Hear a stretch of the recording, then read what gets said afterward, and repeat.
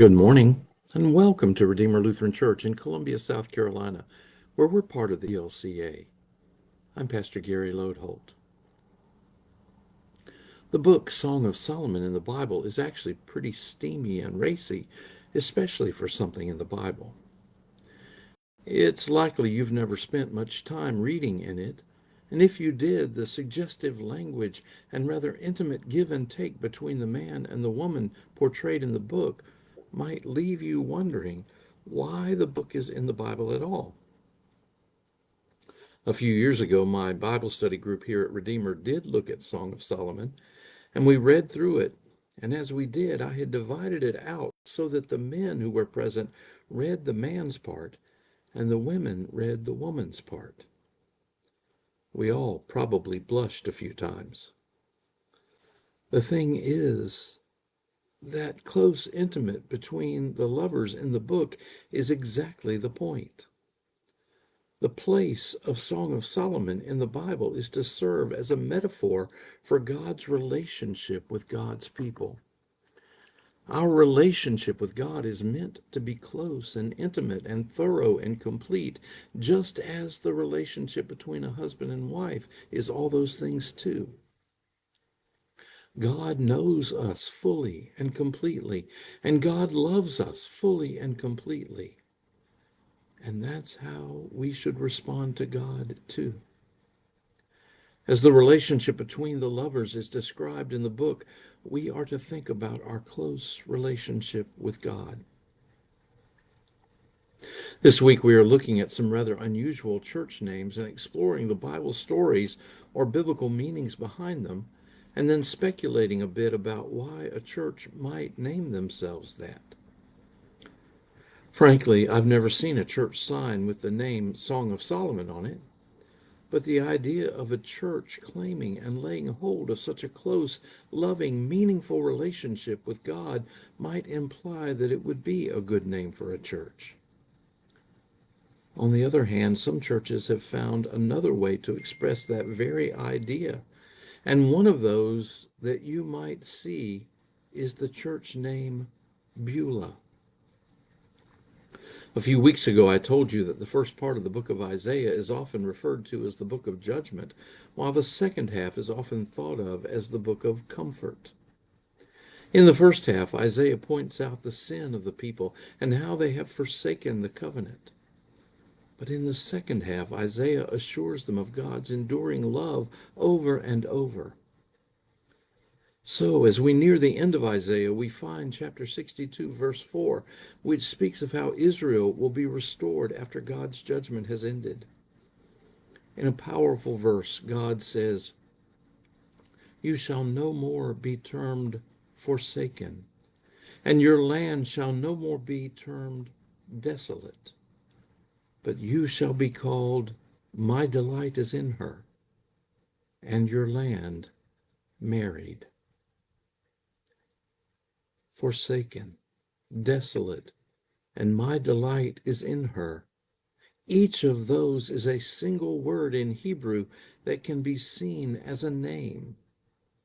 The last one, married, is too, and the name in Hebrew is Beulah. What a powerful name for a church, or at least what a powerful way of thinking of your church, that you are married to God. Such a name means that God watches over you like a husband watches over, protects, and supports his family. It speaks of a close relationship with God, of dependence and love. The name implies that God is dwelling with God's people and that there is a sense of belonging and a spiritual home. I had always been confused by the name Beulah, but not anymore.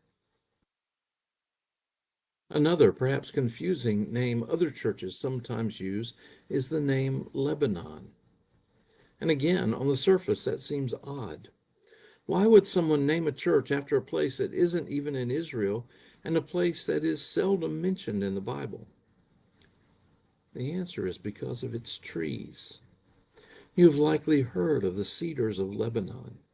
These cedars were tall and straight, and because they were cedar, They were resistant to rot.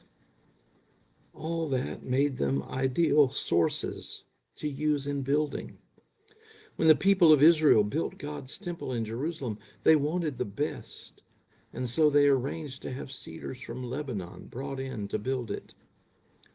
So, a church might use the name Lebanon for several reasons. Such a name implies strength and stability, saying that this church is firm, rooted, and in an enduring community. And such a name might point to growth and flourishing, as several psalms refer to the cedars of Lebanon doing.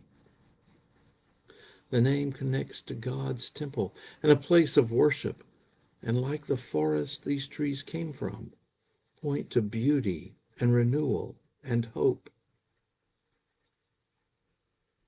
Finally, for today, another really unusual church name I found was Hephathah.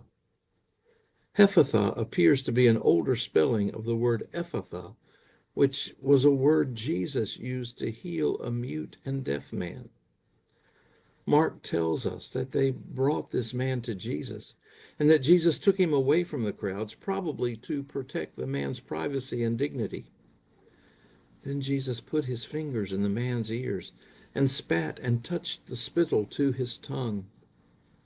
Now, while that seems odd to us, in that day it was thought that saliva had healing properties, and doing these actions, touching his ears and putting spittle on the man's tongue, was a way to communicate to this man that a healing was about to take place. After all, he couldn't hear, so you couldn't tell him. Then Jesus looked up to heaven and said the word Ephphatha. And then that word is translated for us, so we don't think of it as some sort of magic word. Ephphatha simply means be opened. Suddenly the man could both hear and talk. So why would you use the word Hephatha to name your church? Perhaps the founders of that church wanted it to be a place of healing. So often we are in need of emotional healing, spiritual healing, or of finding a place of inclusion and accessibility, a place where there is compassion for those who feel unheard or unseen. A name like Hephatha might claim all that. Another way to look at it might be that they wanted it to be a place that listens. In our world today, there is so much shouting and clamor. We need a place that listens, that seeks understanding and breaks down barriers between people. To be open also might imply a place that isn't closed down to different kinds of people or new or different ideas. It's a place of understanding and welcome. You don't see this name often for churches, but I think maybe we should. All of these names today imply a deep and close relationship with God. All the names speak of God's enduring love for us. Thanks for sharing these moments with me. And remember to let this day belong to God.